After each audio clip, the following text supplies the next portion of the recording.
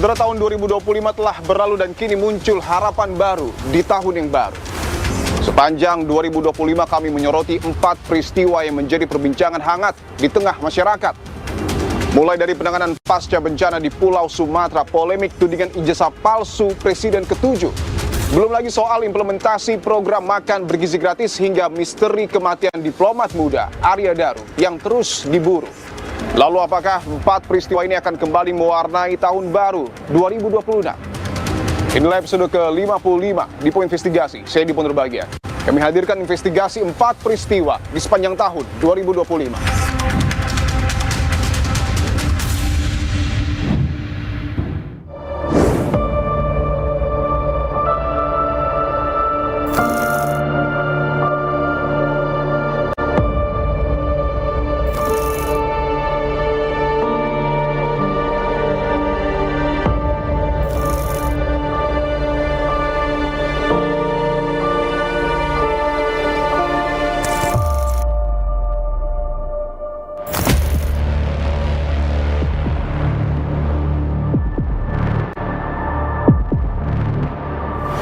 Perlu bantuan, Pak? Udah, Pak. Oke.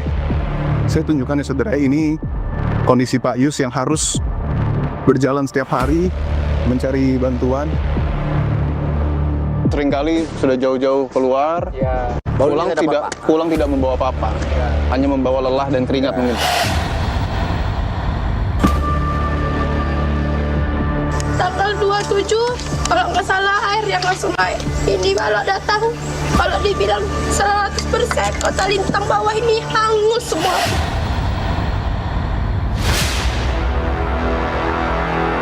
Saudara, untuk pertama kali secara eksklusif saya akan tunjukkan ini adalah kamar yang dulu digunakan oleh Presiden ke-7 Joko Widodo pada saat melakukan KKN di Desa Ketoyan. Tempat tidurnya di mana, Pak? Ya di sini. Posisi di sini ya? Ya. Ini ijazahnya Bung Hatta. Ini kan bangga banget kita. Orang Indonesia dipajang ijazahnya di negara Belanda. Artinya Anda ingin menyebutkan bahwa tidak ada alasan dari Presiden ke-7 Jokowi tidak menunjukkan ijazahnya. Betul, aneh.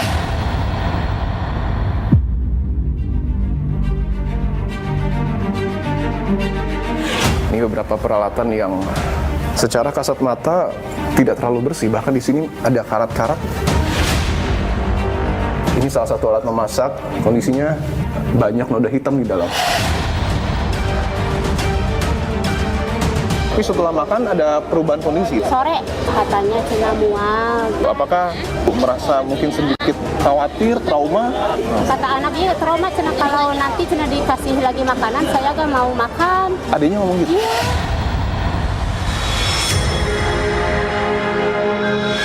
Bagaimana polisi bisa memastikan bahwa peristiwa ini tidak melibatkan pihak lain ketika tidak ada bukti otentik? Cuma satu DNA saja yang ada di dalam ruangan kamar ini, yaitu milik saudara ADP. Saya akan coba buktikan, saudara, apakah betul ada kemungkinan orang keluar dari jendela. Saya akan coba, saudara, apakah sulit atau tidak.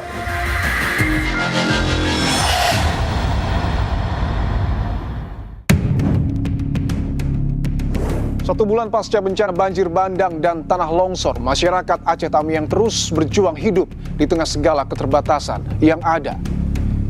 Meski pemulihan pasca bencana terus dilakukan oleh pemerintah, namun ada satu tantangan nyata yang harus dihadapi, yakni menyediakan tempat tinggal yang layak bagi masyarakat.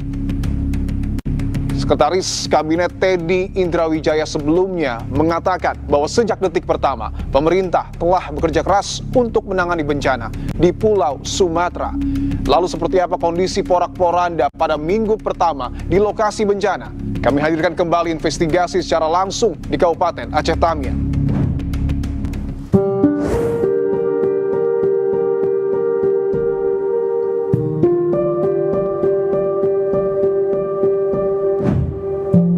Saudara, saya menginjakan kaki di Pulau Sumatera. Saya akan coba memotret seperti apa kondisi di Provinsi Aceh yang porak-poranda. Gimana kabar, Pak? Sehat, Pak? Alhamdulillah, sehat. Bapak rumahnya yang mana, Pak? Ini rumahnya. Terendam, Pak? Terendam lah, airnya kan dari situ. Terendam itu air sampai atas, Seng.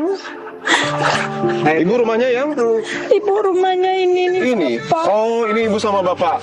Ya. Baik. Kami nggak bisa menyelamatkan apapun, tapi cuma nyawa yang kami bawa sama baju di badan. Kami bertahan di atas sana, di atas sek. Terus kami lari ke sana karena air terlalu tinggi. Kami lari ke kecamatan.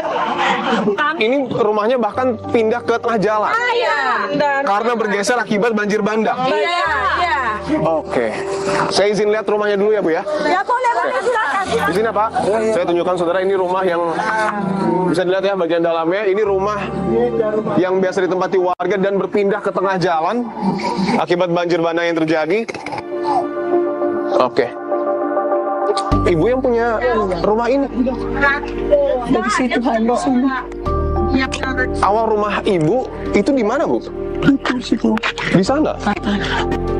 Ini ya, yang ada pohon-pohon ini. Iya, yang kosong ini. Oh, lahan kosong ini adalah rumah ibu ya. Iya, newa aku di sini, Pak.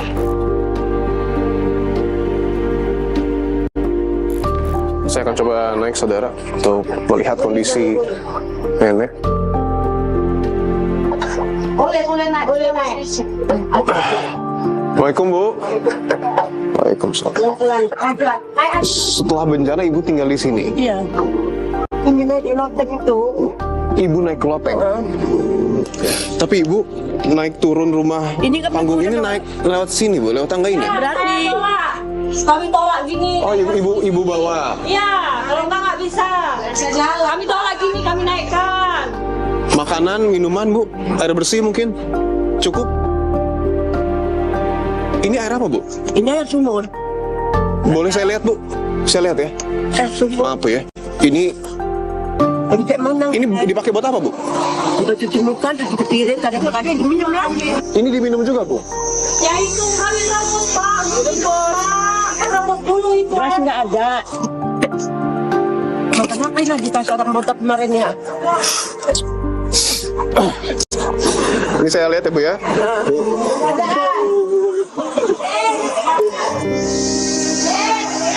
Karena sama sekali nggak ada bantuan apapun, itulah yang kami minum.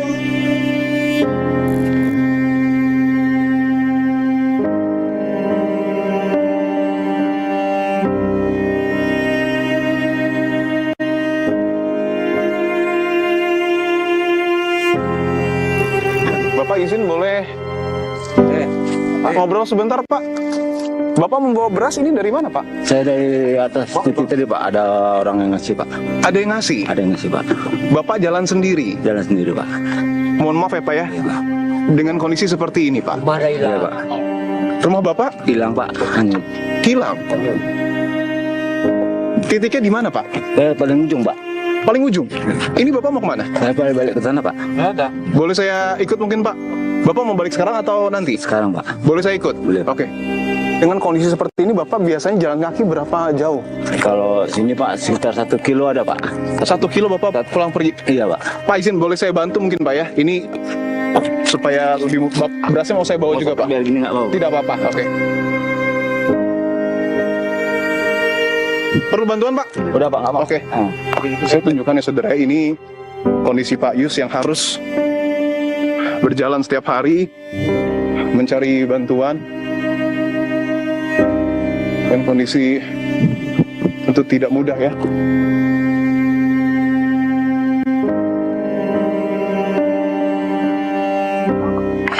Oke. Hati-hati ya, Pak ya. Iya, Pak.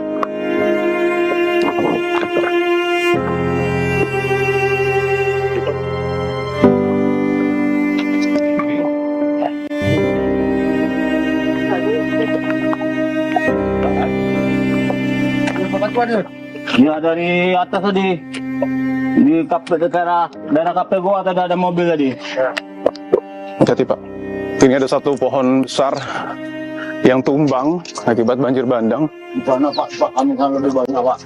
Di dalam masih lebih banyak. Lebih banyak lagi, Pak. Oke. Pak. Dan ini memang tidak dekat ya, Pak ya. Sudah jalannya hancur, lokasinya juga jauh. Oke. Hati-hati ya, Pak ya.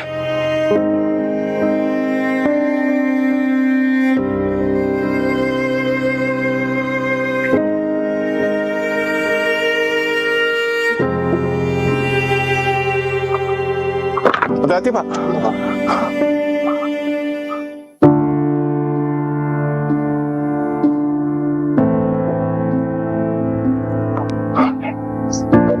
Dari situ lah Pak, selama nih. Saya tunjukkan saudara itu rumah atau rumah tetangga ya Pak ya? Rumah tetangga. Yang digunakan oleh Pak Yus untuk tinggal sementara waktu. Banjir. Oke. Dari banjir besar tuh. Rumah Bapak di belakang ya? Di belakang sana Pak. Oke. Nggak bisa kita lalui Pak. Nggak bisa ya? Nggak bisa Pak.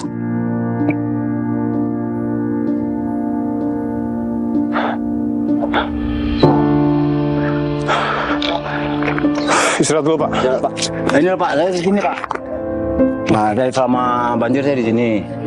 Nah, ini saya di rumah saya di belakang sana Pak. Udah nggak ada lagi Pak di belakang sana. Saya selama banjir dari pertama air naik saya di sini lah Pak. Pas sengaja kan kami keluar. Alhamdulillah tadi keluar saya dapat ini.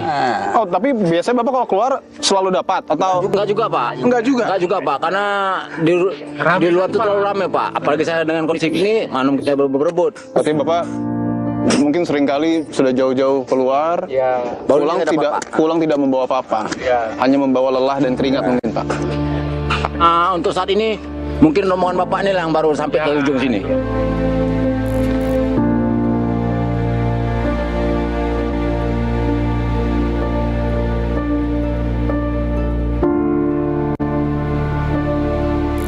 Gambar yang Anda lihat adalah tumpukan kayu saudara yang ada di mungkin pesisir ataupun bantaran Sungai Tamiang yang terbawa oleh banjir bandang dan kan banyak sekali menghancurkan rumah warga. Itu juga ada anak-anak ya, ada anak-anak bermain di sini. Nggak pakai sendal deh? Nggak. Oke, hati-hati ya. Tunjukin jalan nak. Rumahnya di mana? Nah, hancur orang itu. Hancur rumah? Hancur semua rumah. Oh, keluarga orang ini habis. Sudah makan belum? Belum. Belum makan? Belum. Kan kami ada keluarga nenek, itu ada anak bayi. Kami yang besar-besar kami tahan makan. Kami nyelobatin anak-anak kecil. Tidak ada makan, kalau air minum air banjir kami minum, kami rebus om. Makan, karena nggak ada air bersih. Nggak ada apa-apa, nggak ada akses untuk kami ke sana aja. Bisa sampai, kalau kami lapar nggak apa-apa om, yang penting anak-anak kecil ini. Karena kami dari pertama banjir, kalau dibilang kenapa kami nggak ngungsi, karena kami dihantam air. Tanggal 27, kalau nggak salah air yang langsung naik. Ini malah datang, malam Jumat ada orang ngomong, tolong kami lapar setiap hari om. Tolong kami lapar, tolong ada orang sakit, kami nggak bisa tolong. Kami bertahan di situ semuanya, keluarga-keluarga. Ada suara itu ya?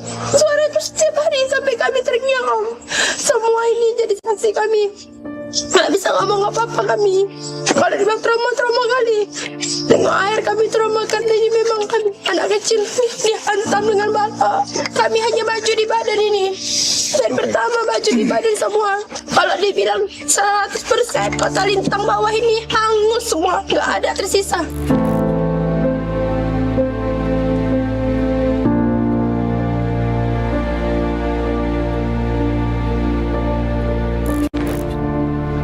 Saya ingin tunjukkan, ini apa Pak?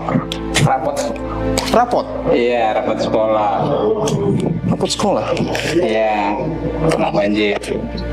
Ini saya akan tunjukkan saudara, ini salah satu rapot ya, milik murid yang ada di sini. Tebal sekali ya. Lumpurnya. Tapi lambang Garudanya masih terlihat.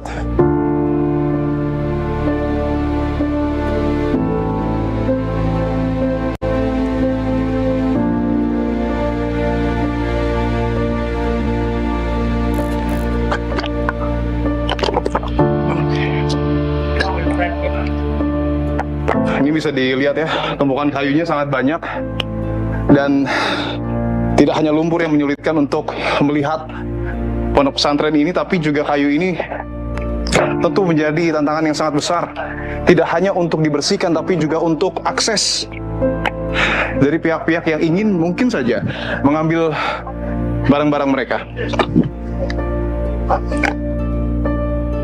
Aksesnya ini ya Pak? Iya, dari sini ada, dari sana ada. Iya.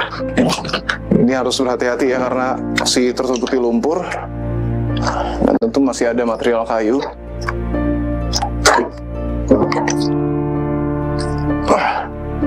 Oke, dan ini adalah lantai 2 dari pondok pesantren Darul Muhlisin yang bahkan juga masih tertutupi lumpur. Bekasnya, Pak. Oh, tinggi sekali ya. Lantai 2, bisa lihat. Bahkan sebagian kepala saya, bagian hidung.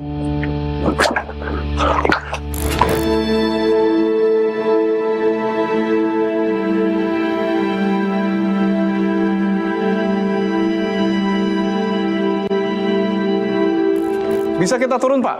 Udah, tapi kayak mendaki gunung. Kayak mendaki gunung? Nah, ini turunnya. Oke, saya akan coba ya saudara ya. Tentu harus tetap berhati-hati karena ini cukup berbahaya, Pak ya. Iya. Tangganya tidak terlihat sama sekali, Pak. Enggak. Oh. Ini turun tangga menuju Masjid Darul Muhlisin, tapi seperti turun gunung ya, Pak. Saya akan coba ya. Oh, ini harus sangat berhati-hati karena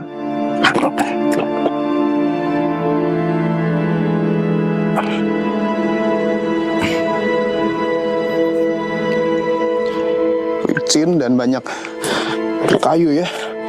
Betul-betul seperti menuruni gunung, Pak. Tapi ini menuruni tangga dengan gelondongan kayu.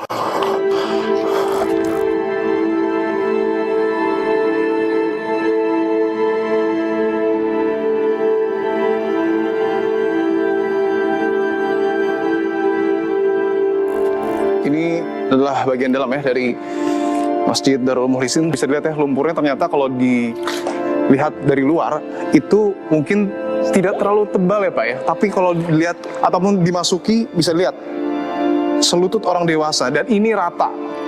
Semua sudut tertutupi lumpur.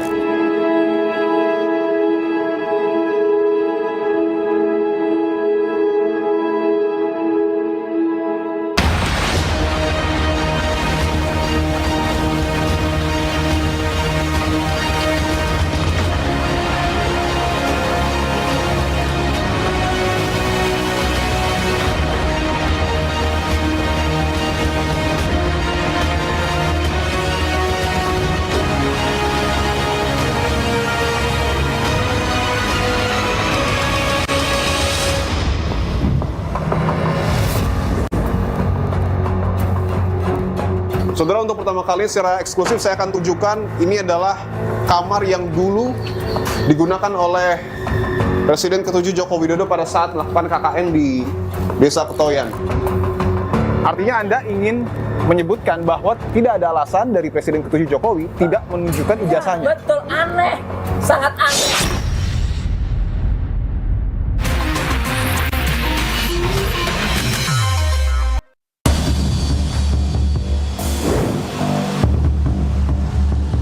November 2025 seolah menjadi hari kelabu bagi para penudik ijazah palsu Presiden ke-7. Roy Suryo dan kawan-kawan ditetapkan sebagai tersangka oleh Polda Metro Jaya atas dugaan pencemaran nama baik, fitnah, dan manipulasi data elektronik ijazah Jokowi. Meski telah ditetapkan sebagai tersangka, Roy Suryo CS tetap bersikukuh dan mempersoalkan keaslian ijazah Presiden ke-7. Sudah mencari titik terang, kami melakukan investigasi hingga ke Boyolali, Jawa Tengah, lokasi desa KKN Jokowi, untuk menguji tudingan ini. Kami juga berbincang secara langsung dengan 3 orang tersangka pada klaster kedua yang meluncurkan buku Jokowi's White Paper. Kami hadirkan kembali investigasi ya, saudara.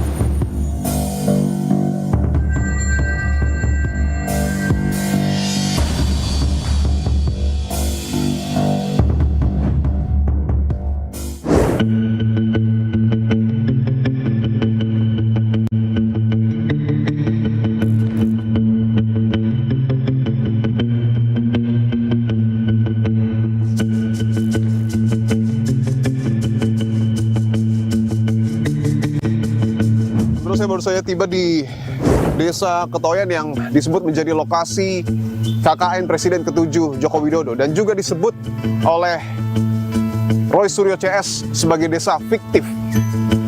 Pak Karno, saya konfirmasi Pak, ini rumah yang dipakai oleh Pak Jokowi pada saat KKN? Betul. Jadi kamar Pak Jokowi yang di depan itu. Oke. Kamarnya yang di sana ya Pak ya? Sebelah kiri, yang cewek sebelah kanan. Oke, baik. Baik. Tapi sebelum itu Pak, saya boleh lihat rumah ini dulu ya? Mari. Berarti Pak Jokowi pada tahun 1985 KKN berempat ya Pak ya? Ya, di sini. Oke. Saya akan tunjukkan saudara, ini rumah nomor 122 ya Pak ya? Ya. RT 002, RW 01, Desa Ketoyan, Wonosegoro.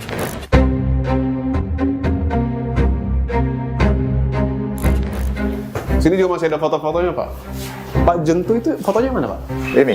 Oh yang ini ya? Ini ibu saya, ini bapak saya. Oke, saya tunjukkan saudara, ini adalah Pak Jentu, Kepala Desa Ketoyan, yang kala itu menjabat pada saat Pak Jokowi KKN di Desa Ketoyan. Pak Karno, sebelum kita ke rumah ya Pak ya, atau pendopo mungkin ya, yang dipakai Pak Jokowi dan kawan-kawan, karena di situ tidak ada kamar mandi, Pak Jokowi waktu itu mandi di sini. Di sini ya. Saya boleh lihat Pak? Boleh. Ya. Yang mana Pak lokasinya? Di sini, ini kamar dia. Oh ini ya? Ya. Oke, ini kamar mandi bersejarah juga ya Pak ya, karena pernah dipakai oleh Presiden ke-7 Republik Indonesia. Ya. Ini sedang ada yang menggunakan, tapi lokasinya persis di sini ya Pak ya? Ya. Oke.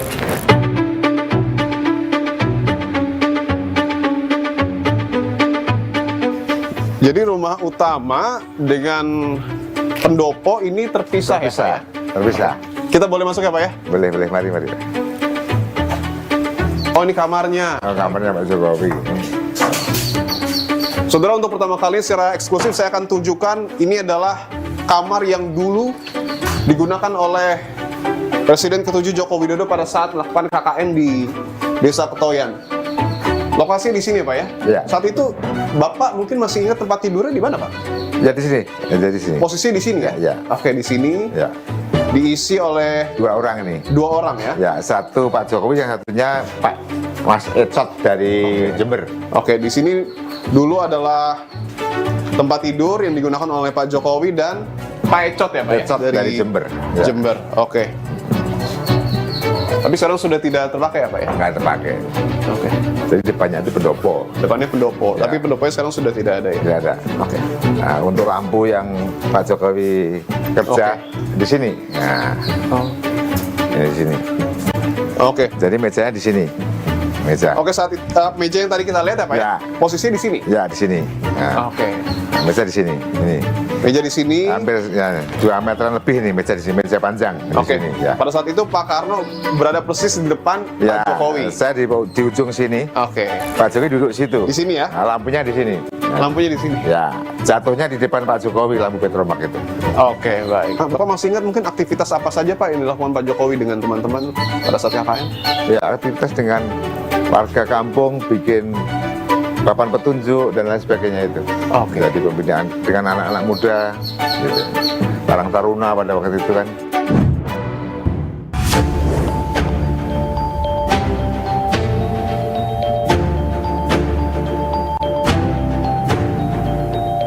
Saudara, di tangan saya sudah ada buku bersampul putih yang kemudian belakang menjadi perbincangan dengan judul Jokowi's White Paper. Saya sudah bersama dengan 3 penulis buku Jokowi's White Paper, dengan Bung Roy, Dr. Tifa, dan juga Bung Rismon Seni. Apa kabar semua? Alhamdulillah baik. Saya ingin minta Bung Roy, Dr. Tifa, dan Bung Rismon tunjukkan kepada saya apa yang kemudian menjadi temuan menarik. Karena Anda sebelumnya menyebutkan di tahun 2013 awal mula Jadi tahun kasus yang kemudian tertuang di buku ini. Kita mulai dari awal ya. Jadi buku ini sangat kronologis. Misalnya 2013 itulah kenapa pertama kali isu ijazah ini bisa muncul dari perbedaan. Karena 2013 itu ada sebuah, ini ada fotonya. Disitulah Jokowi dengan bangganya menerangkan, ya itu di kampus loh. Jadi saya tidak menerima alasan kalau itu dikatakan itu hanya candaan. Tidak bisa. Ya, tidak bisa. Karena dia mengatakan IPK-nya 2. Dan itulah kemudian, saya percepat saja, saudara. Inilah yang tadi sempat saya ceritakan, ini ijazahnya Bung Hatta, yang menjadi kebanggaan kita bersama. Ini dipajang di University Erasmus tunjukkan di Rotterdam. Ya, ini kan bangga banget kita. Orang Indonesia dipajang ijazahnya di negara Belanda. Artinya Anda ingin menyebutkan bahwa dari Presiden ke-7 Jokowi tidak menunjukkan ijazahnya. Betul, aneh, sangat aneh. Dan ini yang kemudian membuat geger. Ketika ada seorang kader partai yang namanya Dian Sandi Utama itu menampilkan pada akun X pada tanggal 1 April. Kenapa ini yang kemudian menjadi tolok ukur penelitian Dr. Rismon dan juga saya? Karena inilah penampakan pertama kalinya berwarna dan ini bisa dianalisis. Saya ingin minta Bung Rismon Sianipar untuk menjelaskan kepada kami apa yang kemudian Anda tulis di sini. Ada temuan baru? Oh, banyak sekali ya. Banyak banget. Banyak sekali di sini. Ratusan halaman. Ada metode untuk yang pertama uji lintasan stempel itu kita uji sebaran intensitasnya. Nah ini di sini ada kotak merah bounding box di sini. Nah baru kita periksa nilainya. Nilai-nilai numerik di balik kanal R, G, dan B itu menunjukkan bahwa di situ tidak ada warna merah. Jasnya berada di atas stempel atau tidak ada lintasan stempel sama sekali.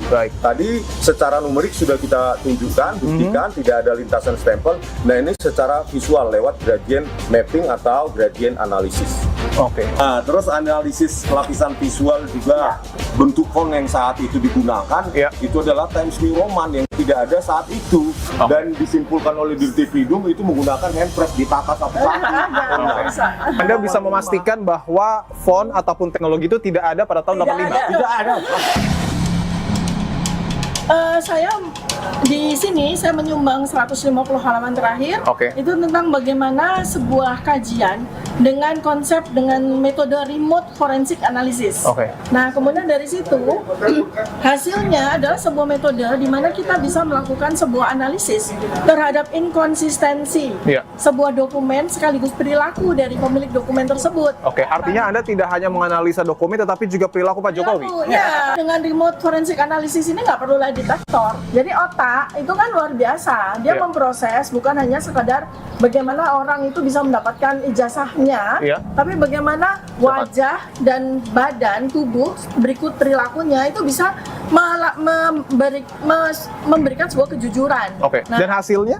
Jadi setiap kali yang bersangkutan itu menyampaikan tentang ijazah, menyampaikan tentang KKN, menyampaikan tentang Asmujo, yaitu ada neuroscience stress dan mekanisme self deception. Jadi dalam bentuk apa itu namanya AU24 itu namanya lip pressure. Lip pressure-nya muncul. Jadi tanpa dia sadari otaknya memproses supaya dia menahan narasinya. Artinya ketika Presiden ke-7 Joko Widodo setiap kali menyebutkan ataupun menyampaikan informasi terkait dengan ijazahnya, Anda mau menyebut Jokowi berbohong? Ada bahasa tubuhnya itu kelihatan. Bahasa tubuh. Mungkin dalam bahasa sederhana orang menyebut ini micro ekspresinya ada. Saya ingin tanyakan dan sedikit mengaitkan buku yang kemudian Anda bertiga tulis dengan proses hukum yang tengah berjalan. Apakah kemudian ini tidak membuka peluang bagi lawan-lawan Anda untuk kemudian melaporkan lagi Anda bertiga dengan buku yang Anda terbitkan? Apa takutnya kalau ini? Anda tidak takut sama sekali? Anda bertiga tidak takut? Makanya itu yang kita pelajari, yaitu yang kita implementasikan. Resikonya ya memang ilmiah ya seperti itu, harus didebate, harus didiskus, dibantah kalau salah. Memang itu, memang. Dan kami juga wajib juga mempertahankan. Dan ilmu pengetahuan itu bisa salah, bisa. Tapi kami berusaha betul untuk tidak salah. Tapi yang jelas kami tidak boleh bohong.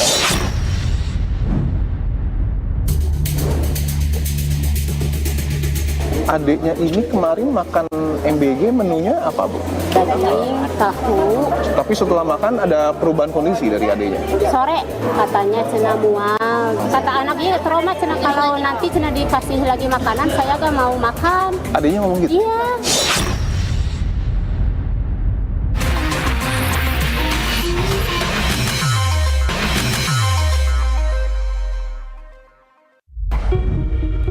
Tidak ada yang menampik program unggulan pemerintah makan bergizi gratis didasari pada sebuah gagasan yang fantastis. Namun begitu, sejumlah kritik yang muncul terkuak dari sejumlah fakta yang timbul bahwa ada sejumlah persoalan dalam tataran implementasi. Di tahun 2025, tim Dipo Investigasi melihat lebih dekat fenomena keracunan massal akibat makan bergizi gratis di Kabupaten Bandung Barat. Kami juga melakukan investigasi di salah satu SPPG di Jakarta yang diduga menjadi sebab puluhan siswa alami keracunan di ibu kota. Kami hadirkan kembali episode ke-44 dan 45 Dipo Investigasi terkait dengan program makan bergizi gratis.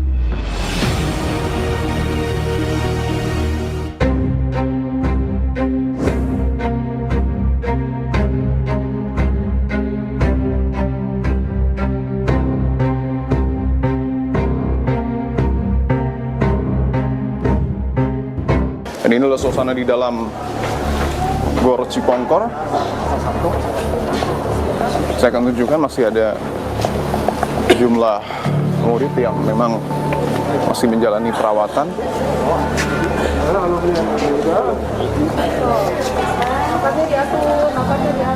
akan tunjukkan situasi terkini, saudara, mungkin bisa ditunjukkan.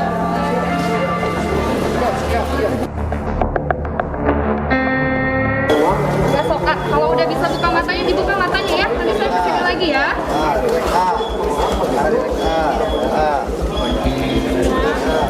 Saudara, Mas ini datang juga ya dalam kondisi yang mungkin sesak nafas. Apa yang sesungguhnya terjadi, Mas? Kemarin sih makan itu aja, Bu, stroberinya aja, sayuran. Maksudnya ini makan bergizi gratis? Iya, betul. Oke. Tapi kemarin nggak ada riwayat penyakit apa-apa. Oke. Dan tadi pas pertama kali Mas ini mengalami insiden seperti ini, apa yang terjadi? Pertama kali seperti apa kondisinya? Kejang-kejang, langsung kejang. Langsung kejang-kejang?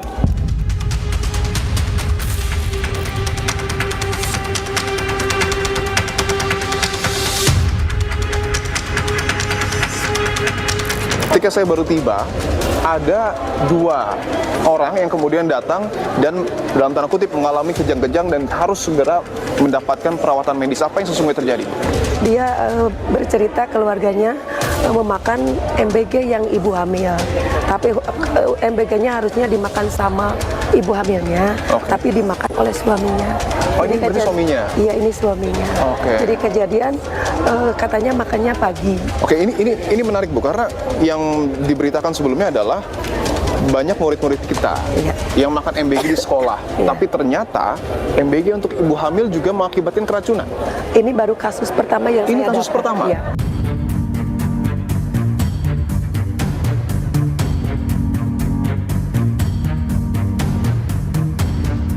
Ini ada juga yang baru datang, Bu. Oh iya. Kita akan saksikan ya, saudara, ini ada satu mungkin anak-anak, Bu, ya, yang baru tiba. Kamu ikon kenapa? Bolos itu kan, pusingnya kayaknya ada. Yang dirasain sama ikonnya apa? Kelas 1 SD. Ibu dari anak yang kemudian dirawat sedang mendampingi dan ditanyakan oleh dokter. Ibu, izin, Bu. Adiknya ini kemarin makan MBG, menunya apa, Bu? Menunya daging, tahu, strawberry, nasi. Tapi yang dimakan cuma daging sama nasi. Saat itu mungkin adiknya cerita kondisi makanannya seperti apa? Itu enak sana.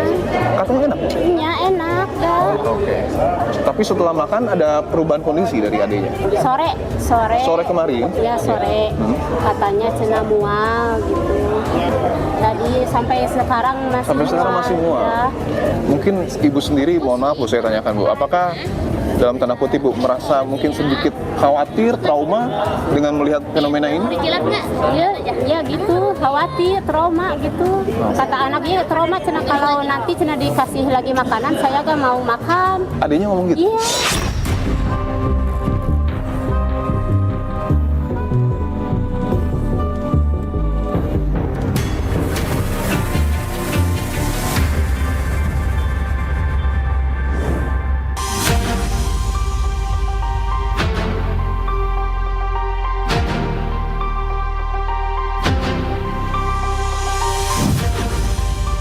Saudara, saya berada di Kelurahan Gedong, Kecamatan Pasar Rebo, Jakarta Timur, yang menjadi lokasi terjadinya insiden keracunan makan bergizi gratis. Bisa Anda lihat, saudara, ini adalah SPPG di Pasar Rebo Gedong 001 Yayasan Amina Mulia yang sebelumnya juga sudah didatangi oleh polisi untuk kemudian diambil sampelnya dan dicari tahu apa sesungguhnya penyebab lebih dari 20 siswa kita alami keracunan. Memang kondisinya saat ini kalau bisa dilihat tidak beroperasi. Assalamualaikum.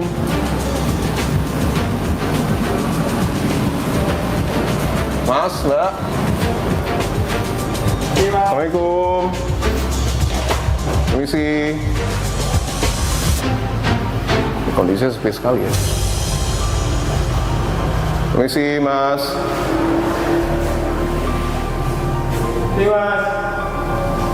Sebelumnya saudara, saya sudah mendapatkan izin dari Kepala BGN, Prof.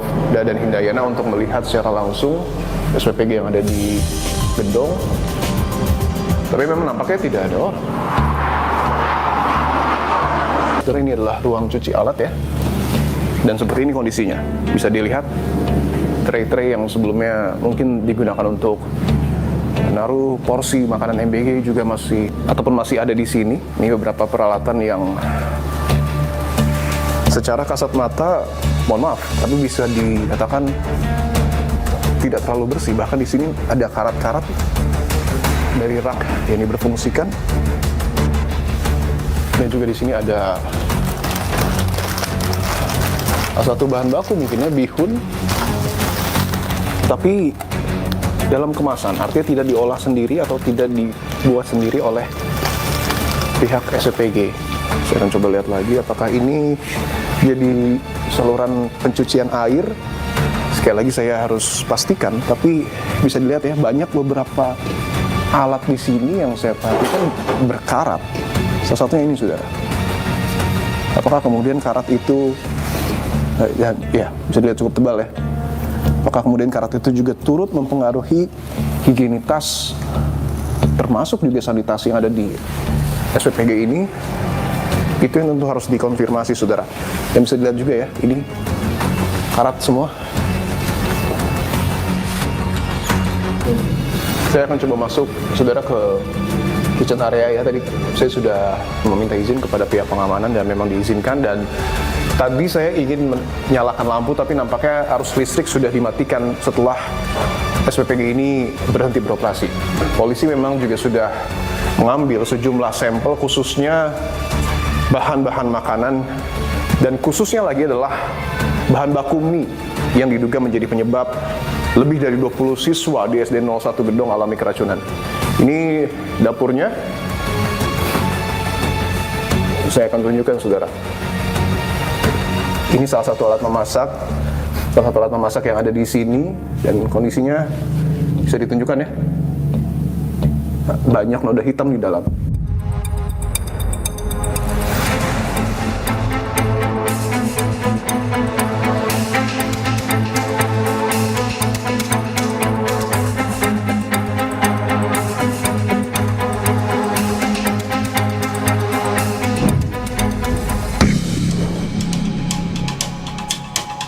Bagaimana polisi bisa memastikan bahwa peristiwa ini tidak melibatkan pihak lain ketika tidak ada bukti otentik? Cuma satu DNA saja yang ada di dalam ruangan kos kamar ini, yaitu milik saudara ADP.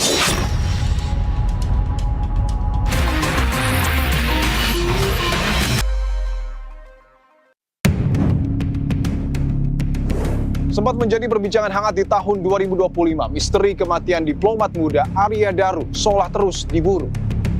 Pada tanggal 26 November 2025, kuasa hukum dari sang diplomat muda melakukan audiensi dengan pihak Polda Metro Jaya. Lalu seperti apa suasana kamar di indekos Arya Daru dan apa yang Arya Daru lihat di rooftop Kemlu? Kami hadirkan kembali penelusuran eksklusif di Poin Investigasi.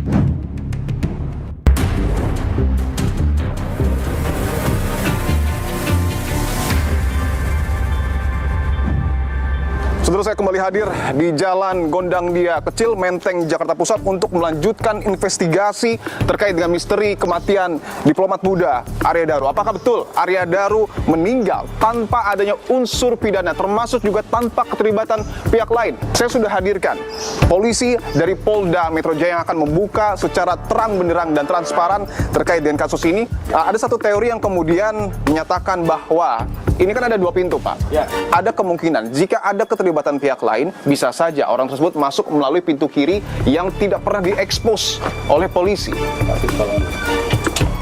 Dan ini di atas juga ada CCTV yang pada saat itu merekam kepulangan ya dari Arya Daru pada pukul 23.23 di kosnya pada 8 Juli 2025. Saya akan tunjukkan, saudara, ini untuk pertama kalinya secara eksklusif polisi berani mengajak media untuk kemudian masuk ke dalam kos dari Arya Daru. Ada 3 ruangan ya, Pak? 3 ruangan dan tidak bisa masuk ke gedung utama melalui area ini? Tidak ada akses. Itu bisa dipastikan? Dipastikan, selain dari depan. Baik dari kamar ini juga tidak ada pintu di belakang. Baik, kita coba ke sebelah ya. Saya akan coba menuju saudara ke pintu yang kemudian betul-betul menjadi perhatian publik. Boleh dibuka? Oke, dan dibukanya harus dengan akses ya Pak ya? Oke. Baik. Kita akan coba masuk. Jadi ini ada kamera juga di situ ya Pak ya? Di belakang pintu. Ini dua ruangan yang masih digunakan untuk toko vape ya? Berarti ini bukan kamar? Bukan. Oke, bukan kamar. Dan ini adalah kamar 105 yang kemudian menjadi epicentrum ataupun lokasi ditemukannya diplomat muda Arya Daru tewas. Yang menjadi teori kedua mungkin kegelisahan dari publik adalah kenapa CCTV yang kemudian dimunculkan oleh polisi hanya yang situ, karena ada dua CCTV di sini Pak.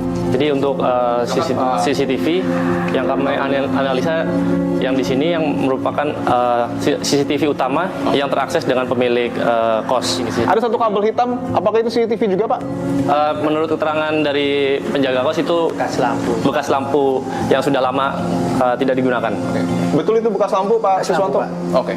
Artinya bukan bekas CCTV? Bukan. Saya datang udah seperti itu. Dan ada juga sebelah sana yang tidak dimunculkan kepada publik. Mengapa demikian? Yang untuk kamera tersebut kami sudah coba periksa ke lab cyber. Namun dari rekaman sisi tersebut tidak ada. Tidak. Kemudian memorinya tidak ada rekaman sama sekali. Ya. Setelah pada saat 8 Juli pagi ya, Pak Siswanto mencoba untuk kemudian menyongkel sesuai dengan permintaan dari istri almarhum. Kita boleh masuk ya, Pak Sis, Pak Ronald dengan Mas Fahrul. Ini untuk pertama kalinya kita diizinkan masuk oleh polisi berdasarkan izin dari penyidik Polda Metro Jaya ya. Oke, baik, silakan bisa dibuka aksesnya. Oke. Saudara, ini adalah kamar dari diplomat muda Arya Daru yang pada saat itu ditemukan tewas meninggal dunia. Persis di kasur yang berada di depan saya. Ini, oke, memang bangunan-bangunan keras ya Pak ya? Tidak ada sama sekali mungkin bekas yang diperbaiki atau mungkin bolong dan lain sebagainya di atapnya juga ya? Tidak ada yang rusak sama sekali. Tidak ada yang rusak sama sekali. Tidak ada. Jadi sebelah tempat tidurnya ini ada bagian ruang khusus mungkinnya untuk kemudian menaruh baju dan lain sebagainya. Ini lemari pakaian. Lemari pakaian dari almarhum ya. Barang-barangnya sudah dibawa ya. Sudah dibawa oleh keluarga. Dan ini kamar mandinya. Saya boleh buka ya? Boleh. Ini kamar mandi yang biasanya tidak dimatikan oleh Arya Daru ketika berada di kos, tapi pada saat itu dimatikan. Jadi akses untuk masuk kamar ini cuma pintu dan jendela. Oke.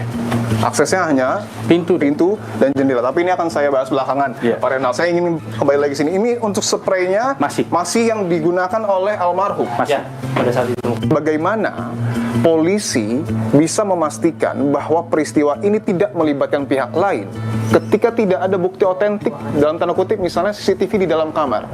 Metode yang digunakan oleh penyidik Direktorat Kriminal Umum Polda Metro Jaya ya selain alat bukti konvensional ya CCTV dan lain-lain, itu juga kita padukan dengan pembuktian scientific crime investigation ya, mulai dari pengambilan sidik jari, kemudian menyusuri tempat ini untuk mengambil segala suatu hal yang mencurigakan untuk menemukan adakah orang yang masuk selain dari korban ADP, termasuk seluruh yang dari penjaga kos, tetangga-tetangga kosnya diambil semua DNA-nya, dan begitu diketahui hasilnya cuma satu DNA saja yang ada di dalam ruangan kos kamar ini, yaitu milik saudara ADP. Ingin menyinggung apa yang kemudian sebelumnya sudah dikatakan oleh Pak Ronald dan membuktikan Pak bahwa hanya terdapat dua akses ketika seseorang ingin masuk ke kamar dari Arya Daru, dan ini harus dibuktikan tentu untuk kemudian memberikan pemahaman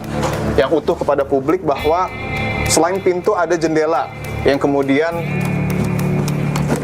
mungkin saja jika memang betul ada keterlibatan pihak lain ini diakses Saya izin untuk coba mempraktekannya karena di sini juga ada bekas dari polisi ya. Pada saat melakukan peragaan, saya akan coba buktikan saudara apakah betul ada kemungkinan orang, jika memang ada keterlibatan pihak lain keluar dari jendela. Saya akan coba saudara, apakah sulit atau tidak? Ya, memang nampak cukup sulit ya. Kalau memang keluar ini bisa dibilang mudah ya. Dalam arti bisa saja seseorang keluar, dan saya akan coba buktikan apakah bisa terkunci dari luar. Dan memang bisa ya. Kemungkinan untuk bisa keluar dari jendela memang ada. Memang ada ya? Memang ada dan terkunci ya? Memang terkunci. Namun kita perlu perhatikan bahwa CCTV tidak merekam adanya gerakan ataupun siluet orang keluar ataupun masuk pada saat itu.